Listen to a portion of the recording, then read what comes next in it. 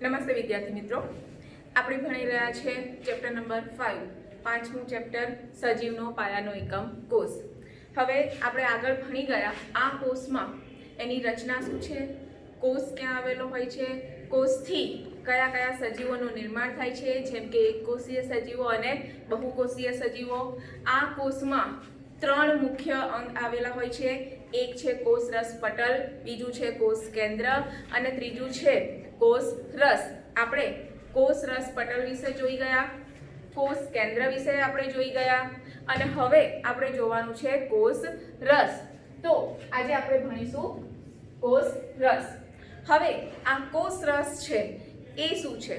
તો કોષ રસ જે છે એ કોષની પટલની અંદર આવેલ પ્રવાહી જેવો ભાગ છે. કોષની અંદર કોષ રસ પટલ અને કોષ કેન્દ્રની વચ્ચે જે પ્રવાહી જેવો ભાગ આવેલો છે તેને કહેવામાં આવે છે કોષ રસ. હવે આ કોષ રસ જે છે એ પ્રવાહી તો છે પણ કમ્પ્લીટલી પ્રવાહી નથી, તે અર્ધ પ્રવાહી જેવું છે. આ જે સજીવના કોષોમાં આવેલું છે એ એક તો રંગહીન છે, તેનો કોઈ કલર નથી. બીજું તે અર્ધ પારદર્શક છે, એટલે એકદમ ટ્રાન્સપરન્ટ નહીં પણ થોડું ઘણું આપણને દેખાય એવું. તો અર્ધ પારદર્શક છે અને અર્ધ પ્રવાહી જેલી જેવું સ્ટ્રક્ચર છે. તો આ છે આપણો કોષરસ. આ કોષરસ છે એ કોષરસ પટલ અને કોષ કેન્દ્રની વચ્ચે આવેલો છે. તમે અહીંયા આ જુઓ, આ કોષ છે અને આ કોષ કેન્દ્ર છે. તો કોષ કેન્દ્ર પટલ અને કોષ રસ પટલની વચ્ચે જે પ્રવાહી આવેલું એને કહેવાય કોષ રસ.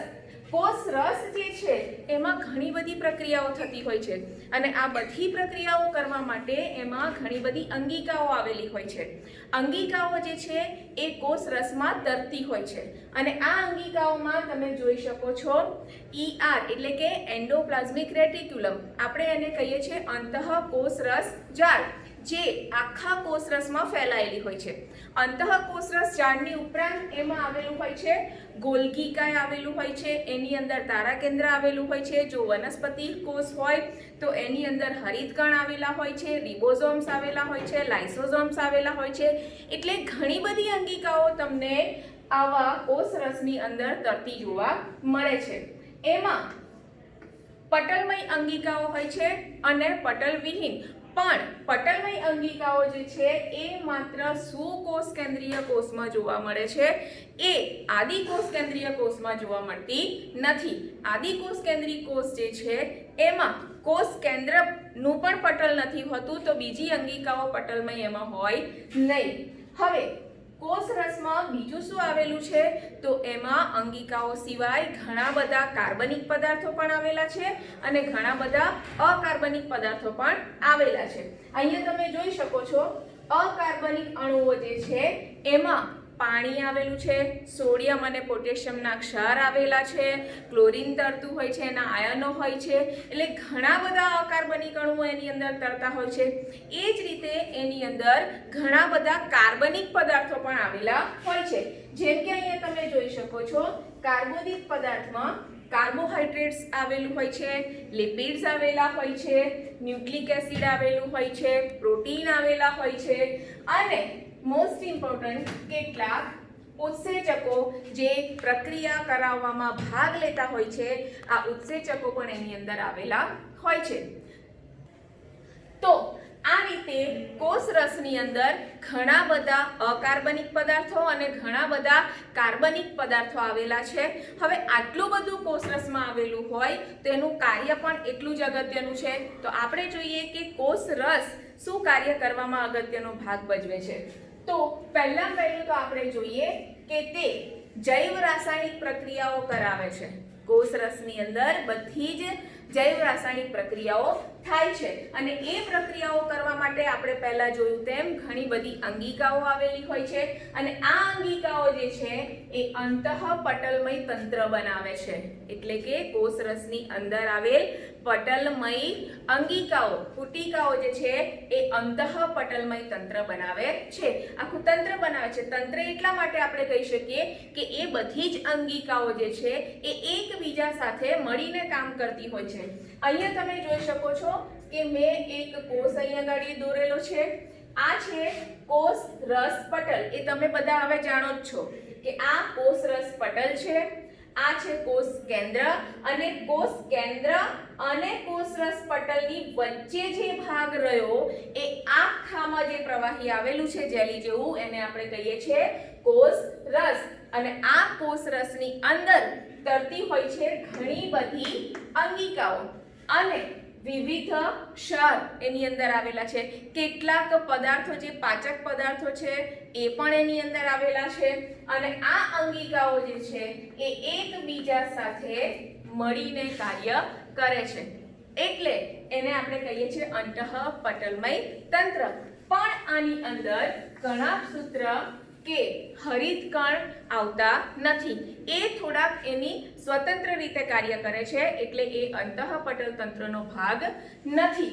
પણ અહીંયા ગાડી આપણે જોઈએ કે બીજી અંગિકાઓ છે એ શું કાર્ય કરે છે તો પોષક પદાર્થોની વહેંચણી કરવામાં અંગિકાઓની જે પોષક પદાર્થોની વહેંચણી કે એનું કાર્યની વહેંચણી કરવામાં કોષરસ છે એ અગત્યનો ભાગ ભજવે છે।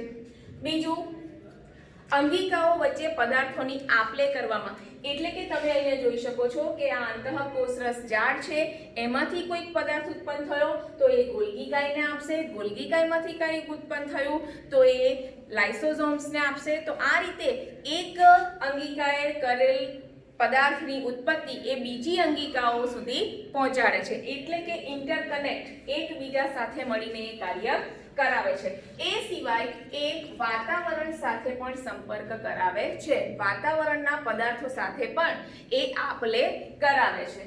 બીજું એની અંદર જોઈએ કે કોષ રસમાં પ્રોટીન, ફેટી એસિડ અને ન્યુક્લિયોટાઇડ્સ બને છે। જે કંઈ પણ હમણાં આપણે કીધું કે બાયોકેમિકલ પ્રોસેસ થાય છે એટલે કે જૈવ રાસાયણિક પ્રક્રિયાઓ થાય છે। આ જૈવ રાસાયણિક પ્રક્રિયાઓમાં એક પ્રક્રિયા ખાસ અગત્યની છે જેને આપણે કહીએ છીએ ગ્લાયકોલિસિસ। જેને આપણે કહીએ છીએ ગ્લાયકોલિસિસની પ્રક્રિયા કે જે પ્રક્રિયા આપણી શક્તિ ઉત્પન્ન કરવામાં ખૂબ અગત્યનો ભાગ ભજવે છે। તો એ સૌથી અગત્યની પ્રક્રિયા કોષરસમાં થતી હોય છે। એ સિવાય કેટલાક અણુઓનું નિર્માણ જેમ કે પ્રોટીનના અણુનું નિર્માણ, ફેટી એસિડનું નિર્માણ અને ન્યુક્લિયોટાઇડ્સનું નિર્માણ પણ કોષરસમાં થાય છે। હવે આપણે જોઈએ શું કોષ કેન્દ્રી કોષના કોષરસમાં પટલમય અંગિકાઓ આવેલી છે એટલે કે પટલીય અંગિકાઓ આવેલી છે અને આ અંગિકાઓને બાંધી રાખવાનું કામ કોષરસ એને મધ્યમ આપવાનું કામ જે છે એ કોષરસ કરે છે અને કોષરસને બાંધીને રાખવાનું કામ કરે છે કોષરસ પટલ। હવે આ જે પટલ છે એ પણ ખૂબ અગત્યનું છે। આપણે જોયું કે પટલમય અંગિકાઓ માત્ર ને માત્ર શું કોષ કેન્દ્રીમાં છે એ આદિ કોષ કેન્દ્રીમાં છે નહીં। બીજું તમે અહીંયા આગળ જોઈ શકો છો કે વાયરસમાં કોઈ પણ પ્રકારનું પટલ હોતું નથી અને પટલમય તંત્ર ના હોવાના કારણે વાયરસ છે એ વાતાવરણમાં નિર્જીવ હોય છે। એ કોઈ પણ પ્રકારની પ્રક્રિયા વાતાવરણમાં દર્શાવી શકતો નથી। તે ત્યારે જ જીવિત થાય છે કે જ્યારે કોઈ સજીવના સંપર્કમાં આવે છે। કોઈ સજીવની અંદર એ જ્યારે દાખલ થાય અને એ સજીવના જીનેટિક્સ મટીરિયલ સાથે કે પછી એના કોષના બીજા મટીરિયલ સાથે એ સંયોજાય ત્યારે જ એ પોતાની જીવંતતા દર્શાવે છે। તો આ રીતે પટલમય અંગિકાઓ, એનું કોષરસ પટલ અને અંદર આવેલો કોષરસ ખૂબ જ અગત્યનું કાર્ય કરે છે। ઓકે, તો આપણે અહીંયા આગળ વાયરસની વાત નીકળી છે તો વાયરસ વિશે તમને થોડું કહી દઉં કે આ વાયરસ મેં કીધું એમ વાતાવરણમાં નિર્જીવ હોય છે। આજકાલ એક નામ તમે ખૂબ વધારે સાંભળી રહ્યા છો વાયરસનું જે છે કોરોના વાયરસ। એનાથી ઘણા બધા લોકો બીવે પણ છે અને બીવું પણ જોઈએ। એ આમ તો નિર્જીવ છે, જ્યારે વાતાવરણમાં છે ત્યારે નિર્જીવ છે। તમે જોયું હશે કે આપણે માસ્ક પહેરીએ છીએ, એ હવા દ્વારા નથી ફેલાતો પણ કેટલાક વાયરસ એવા છે કે જે હવામાં તરતા હોય છે અને આપણી અંદર એ પ્રવેશ કરે છે। એ કેટલાય દિવસો સુધી વાતાવરણમાં રહી શકે છે અને કોઈક સજીવના સંપર્કમાં આવે, સપોઝ આપણા સંપર્કમાં આવે તો એ આપણી અંદર પ્રવેશ કરે છે। કેટલાક સજીવો જે છે, જેમ કે આપણે એકબીજાને અડીએ તો એની ઉપર, એના હાથ ઉપર જે વાયરસ છે એ આપણી અંદર પ્રવેશ કરશે તો એ જીવંત થશે. કેટલાક કેરિયર તરીકે વર્તે છે, એ વાયરસ એની અંદર જાય પણ એને અસર પહોંચાડતો નથી, કારણ કે એની અંદર એન્ટીબોડીઝ જે હોય છે, જે તમે હવે ઉપરના ધોરણમાં શીખશો, એ એન્ટીબોડીઝ જે છે એની સામે રક્ષણાત્મક પ્રક્રિયાઓ કરે છે. પણ આપણે એમ જોઈ રહ્યા છીએ કે નાના બાળકો અને વૃદ્ધો એમનું મૃત્યુદર વધારે છે, કારણ કે એની અંદર રોગ પ્રતિકારક શક્તિ ઓછી હોય છે, જેથી વાયરસ એને વધારે અસર કરે છે. આપણા જેવા હેલ્ધી પીપલ્સ જે છે, માણસો છે, એમને એ બહુ અસર કરી શકતો નથી, પણ તેમ છતાં આપણે ચેતવા જેવું છે, કારણ કે વાયરસ વાતાવરણમાં પણ હોય છે, સજીવોની ઉપર પણ હોય છે, જેથી આપણે એકબીજાને અડીએ તો આપણી અંદર પ્રવેશ કરે અને આપણને અસર કરી શકે છે. તો બી સેફ. ઓકે, તો આપણે આગળ જોયું હતું કોષ રસ. હવે આ કોષ રસ જે છે એમાં મેં કીધું હતું કે કેટલીક અંગિકાઓ આવેલી છે, તો એ અંગિકાઓ વિશે થોડું ઘણું જોઈ લઈએ. અંગિકાઓ જે છે એને આપણે કહીએ છીએ કોષરસીય અંગિકાઓ, કારણ કે હમણાં આપણે જોયું તેમ તે બધી જ અંગિકાઓ ક્યાં આવેલી છે? કોષ રસમાં, એટલા માટે તેને કહેવામાં આવે છે કોષરસીય અંગિકાઓ. હવે આ કોષરસીય અંગિકાઓ છે, તમને ખબર છે તેમ કોષ રસની અંદર આવેલી છે. કોષની અંદર કોષ રસમાં તે તરતી હોય છે અને પટલથી આવૃત નાની રચનાઓ છે. એટલે આપણે એમ કહી શકીએ કે કોષની અંદર કોષ રસમાં તરતી નાની નાની પટલમય રચનાઓ, જેને કહેવામાં આવે છે કોષરસીય અંગિકાઓ. આ કોષરસીય અંગિકાઓ જે છે એ બાહ્ય પર્યાવરણથી અલગ હોય છે, અને બાહ્ય પર્યાવરણથી અલગ રહે છે કારણ કે કોષ રસની બહાર એક કોષ રસ પટલ આવેલું છે, અને કોષ રસ પટલ જે છે એ કોષ રસને આખા વાતાવરણથી અલગ કરે છે, અને કોષ રસની અંદર પણ પટલમય અંગિકાઓ છે, એટલે કે એ પટલો એને એનાથી અલગ કરે છે. હવે આ અંગિકાઓ આપણે પહેલા જ મેં કીધું છે તે રીતે બહુકોષીય સજીવોમાં જોવા મળે છે. બહુકોષીય સજીવોમાં શા માટે જોવા મળે છે? તો ઘણા બધા બહુકોષીય સજીવો છે એ એમની પ્રક્રિયાઓ જે છે એ કરવા માટે ઘણી જટિલ રચના ધરાવે છે. સજીવો જે છે ઉચ્ચ કક્ષાના એ ખૂબ જ જટિલ રચનાઓ ધરાવે છે, અને આ જટિલ રચનાઓને કાર્ય કરવા માટે, એને પહોંચી વળવા માટે, કાર્યોની જરૂરિયાતને પહોંચી વળવા માટે જટિલ સજીવો જટિલ કોષો ધરાવે છે, અને આ જટિલ કોષો છે એને કાર્ય કરવા માટે અંગિકાઓની જરૂરિયાત છે, કારણ કે દરેક અંગિકા જુદું જુદું કાર્ય કરે છે, અને આ કાર્યો ભેગા થઈને જટિલ કોષને જીવંત રાખવામાં મદદ કરે છે. કોષરસીય અંગિકાઓ પણ જીવંત છે, એક જીવંત ભાગ રૂપે અંદર આવેલી છે. આ જે છે કોષોમાં જુદી જુદી પ્રક્રિયા કરે છે, અને એ પ્રક્રિયાઓ એકબીજાથી અલગ રાખવામાં પણ પટલમય અંગિકાઓ મદદ કરે છે. હવે આ જે છે બધી જ અંગિકાઓ ભેગી મળીને એક પટલમય તંત્રની રચના કરે છે. બધી જ અંગિકાઓ ભેગી મળીને એક પટલમય તંત્રની રચના કરે છે. પટલમય તંત્ર એટલા માટે કહી શકાય કે અંગિકાઓ પટલવાળી છે, પટલ ધરાવે છે, અને એકબીજા સાથે જોડાયેલી છે, એટલે કે સંકળાયેલી છે. કાર્યની દ્રષ્ટિએ એ એકબીજા સાથે સંકળાયેલી છે, અને એ સંકળાયેલી હોવાથી એક આખા તંત્રની રચના થાય છે, એટલે એને કહેવામાં આવે છે પટલમય તંત્ર. અને પટલમય તંત્રના ભાગરૂપે જે અંગિકાઓ આવેલી છે એ સિવાય પણ કેટલીક રચનાઓ છે કે જે પટલમય તો છે પણ પટલમય તંત્રનો ભાગ નથી, જેમ કે કણાભસૂત્ર અને હરિતકણ એ પટલમય તંત્રમાં આવતું નથી, કારણ કે પટલમય તંત્રની અંગિકાઓ એકબીજા સાથે એકબીજાના કાર્યોની વહેંચણી કરે છે, જ્યારે કણાભસૂત્ર અને હરિતકણ છે એ પોતે પોતાનું સ્વતંત્ર રીતે કાર્ય કરે છે. તો આ જે અંગિકાઓ છે એ માત્ર ને માત્ર સુકોષ કેન્દ્રી કોષોમાં જ જોવા મળે છે, અને આ એક એવી લાક્ષણિકતા છે કે જે તેને આદિકોષ કેન્દ્રથી છૂટી પાડે છે. એટલે કે સુકોષ કેન્દ્રી કોષોમાં એ જોવા મળે છે, આદિકોષ કેન્દ્રી કોષોમાં એ જોવા મળતું નથી. હવે આ લાક્ષણિકતાઓ વાળી જે અંગિકાઓ છે એ અંગિકાઓ કેટલીક મોટી છે તો કેટલીક નાની છે. મોટી અંગિકાઓ જે છે એ આપણે સાદા એટલે કે સંયુક્ત માઇક્રોસ્કોપમાં કેટલીક વાર જોઈ શકીએ છીએ, પણ અંગિકાઓને જોવા માટે માત્ર ને માત્ર ઇલેક્ટ્રોન માઇક્રોસ્કોપ જ કામમાં આવે છે. એટલે કે કેટલીક અંગિકાઓ એવી છે કે જે માત્ર ને માત્ર ઇલેક્ટ્રોન માઇક્રોસ્કોપમાં જ જોઈ શકાય છે. એટલી બધી નાની છે કે આપણે એને સાદા માઇક્રોસ્કોપમાં જોઈ શકતા નથી. હવે એ અગત્યની અંગિકાઓ કઈ છે તેની વાત આપણે કરીએ તો અહીંયા આગળ મેં ઘણી બધી વાર કોષ દોરીને બતાવ્યો છે.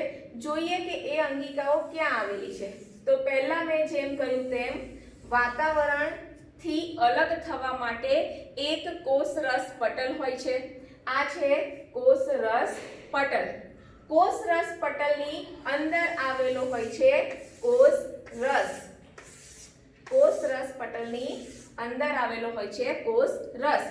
કોષરસની અંદર સૌથી પહેલી અને મુખ્ય અંગિકા જેને આપણે કહીએ છીએ એ છે કોષ કેન્દ્ર, જે પ્રાણી કોષમાં મધ્યમાં હોય છે અને વનસ્પતિ કોષમાં કોષરસ પટલ તરફ જતું રહે છે, કારણ કે વચ્ચે મોટી રસધાની આવે છે એટલા માટે. તો આ જે છે એ છે કોષ કેન્દ્ર. કોષ કેન્દ્ર આપણે આગળ ભણ્યા તેમ બેવડી પટલમય રચના ધરાવે છે. એ સિવાય બેવડી પટલમય રચનામાં આવે છે કણાભસૂત્ર, જે પણ બેવડી પટલમય રચના ધરાવે છે. તો આ છે કણાભસૂત્ર. એક કોષમાં ઘણા બધા કણાભસૂત્ર હોઈ શકે છે. અહીંયા આગળ કણાભસૂત્ર મેં લખ્યું. હવે આપણે જોઈએ અંતઃકોષરસ જાળ. અંતઃકોષરસ જાળ જે છે એ કોષ કેન્દ્ર સાથે સંકળાયેલું છે, એના સાથે જોડાયેલું છે અને આખા કોષરસમાં સૌથી મોટો ભાગ અંતઃકોષરસ જાળ રોકે છે. તો અંતઃકોષરસ જાળ છે એ કોષ કેન્દ્રથી શરૂ કરીને કોષરસ પટલ સુધી જોડાયેલી હોય છે. એ બંનેને કનેક્ટ કરે છે. અંતઃકોષરસ જાળ છે એ બે પ્રકારની છે, જે આપણે આગળ જોઈશું. એકની ઉપર આવી નાની નાની કણિકાઓ હોય છે અને બીજાની ઉપર એવી કણિકાઓ હોતી નથી. તો આ થઈ અંતઃકોષરસ જાળ. બીજું આપણે જોઈએ ગોલ્ગી પ્રસાધન. ગોલ્ગી પ્રસાધન જે છે એ પણ આ રીતે કોષરસમાં આવેલી હોય છે. થપ્પી જેવી રચના છે જેને કહેવામાં આવે છે ગોલ્ગી પ્રસાધન, એટલે કે ગોલ્ગી કાય પણ એને કહેવામાં આવે છે. આ ગોલ્ગી કાય સિવાય હવે આવે છે લાઇસોઝોમ્સ. લાઇસોઝોમ્સ જે છે એ બહુ જ સાદી રચના ધરાવે છે. માત્ર એક પાતળા પટલવાળી અને અંદર ઉત્સેચકો, પાચક ઉત્સેચકો ધરાવતી રચના છે. એટલે લાઇસોઝોમ્સ. પછી આવે છે રંજક કણો. રંજક કણો જે છે એ આ રીતે છૂટા છૂટા હોય છે. આ પ્રાણી કોષ છે એટલે એની અંદર રંજક કણ માટે આપણે હરિત કણ ના દોરી શકીએ, પણ વનસ્પતિ કોષ હોય તો વનસ્પતિ કોષમાં આવી કંઈક રચના હોય છે જેને કહેવામાં આવે છે હરિત કણ, જેની અંદર આવી થપ્પીઓ જેવી રચના હોય છે જે વનસ્પતિ કોષમાં જોવા મળે છે. બરાબર? એ પ્રાણી કોષમાં જોવા મળે નહીં. પછી આવે છે તારા કેન્દ્ર. તારા કેન્દ્ર જે છે આવી ટ્યુબ જેવી રચના ધરાવે છે, જે કોષ વિભાજન સમયે મદદમાં આવે છે. તો આવી ટ્યુબ જેવી રચના ધરાવે એ તારા કેન્દ્ર એની અંદર આવેલું હોય છે. એ સિવાય નાની નાની રસધાન્યો અને જો વનસ્પતિ કોષ હોય તો મોટી રસધાન્યો પણ એ ધરાવે છે. એટલે રસધાન્યો આવી ગઈ, હરિત કણ આવી ગયો. અને હવે કેટલીક અંગિકાઓ જે છે જેમ કે રિબોઝોમ્સ, એ તમને અહીંયા જોવા મળે છે અંતઃકોષરસ જાળ ઉપર. એ સિવાય કોષરસમાં પણ રિબોઝોમ્સ તરતા હોય છે. અને આ રીતે ઘણી બધી અંગિકાઓ કોષ ધરાવે છે. તો આ થઈ અંગિકાઓની વાત, જે હવે આપણે પછી એક એક અંગિકા આપણે ડિટેલમાં ભણવાની છે.